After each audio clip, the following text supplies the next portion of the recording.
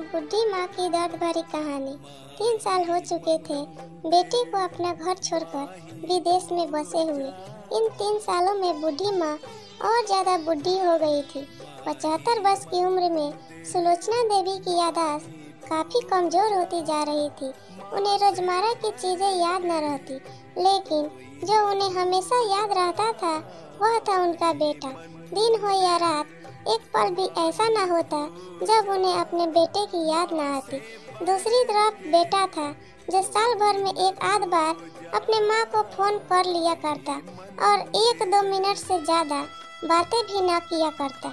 फिर भी यह बूढ़ी माँ टकटकी लगाए अपने बेटे का इंतजार करती रहती। एक दिन बेटे का विदेश से फोन आया। हेलो हेलो, सुन रही हो ना माँ? अनिल बोल रहा हूँ, तुम्हारा बेटा। कैसी हो माँ? मैं ठीक हूँ बेटा, तुम, बहू और मेरा पोता कैसा है? माँ ने पूछा। सब अच्छे हैं माँ, मैं अगले हफ्ते गांव आ रहा हूँ माँ तुम्हें लेने। अब हम सब साथ में ही लंदन रहेंगे माँ। तुम्हारी बहू कह रही थी माँ को यहाँ पर लेकर आओ, बेचारी अकेली वहाँ परेशान होती होगी।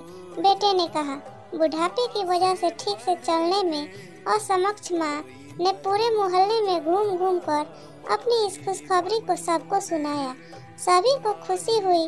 सबको लगा माँ जी के आखिरी दिन अपने परिवार के साथ खुशी से बीत जाएंगे। घर वापस आकर माँ ने अपने घर के कोने कोने को ऐसा देखा जैसे वह अपने दूसरे बेटे को देख रही हो। देखे भी क्यों ना, उस घर को अपने बेटे से कम थोड़ी समझा था।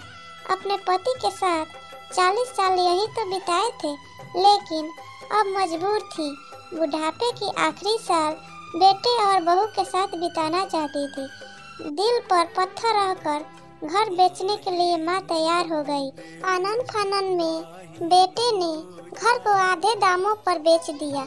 माँ ने ज्यादा नहीं, लेकिन जिन चीजों से दिल लगा था उन चीजों को समेटा और बेटे के साथ टैक्सी में बैठकर एयरपोर्ट के लिए चली गई।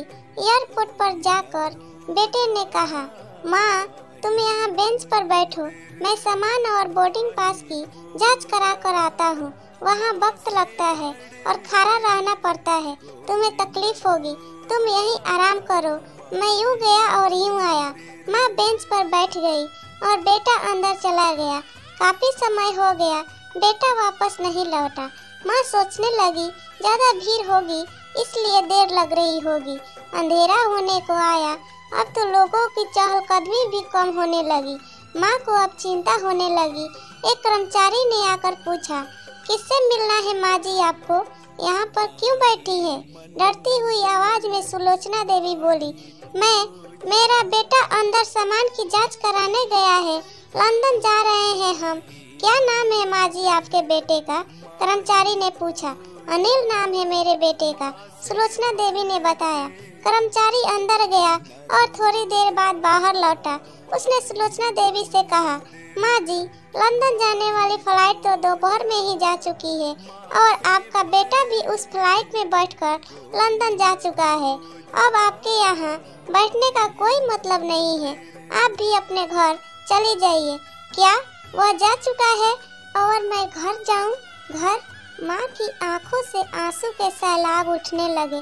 जैसे तैसे माँ घर पहुँची, जो अब उसका था ही नहीं बीत चुका था। सो वहीं बरामदे के तुलसी के पास सो गई। घर के नए मालिक को उस पर दया आई तो एक कमरा किराए से उसको दे दिया। पेंशन के पैसों से खाना और किराए का बंदोबस्त हो जाता था। दिन बीतने लगे। कुछ दिनों बाद घर के नए मालिक ने सुलोचना देवी से कहा, माँ जी आप अपने रिश्तेदारों के यहाँ पर जाकर क्यों नहीं रहती है? इस उम्र में आपके लिए वही अच्छा होगा।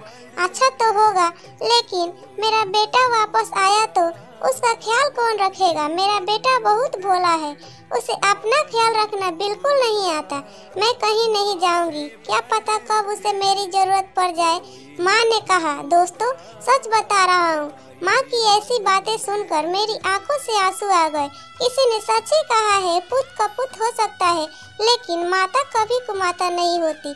दोस्तों आप सभी से हाथ जोड़कर विनती करती हूँ, अपने माता पिता की जितनी भी सेवा हो सके कीजिए और उनके साथ कभी बुरा बर्ताव मत करना। तो दोस्तों माँ की यह कहानी आप लोगों को कैसी लगी कमेंट में बताएं। अगर पसंद आई होगी तो लाइक और शेयर जरूर करें।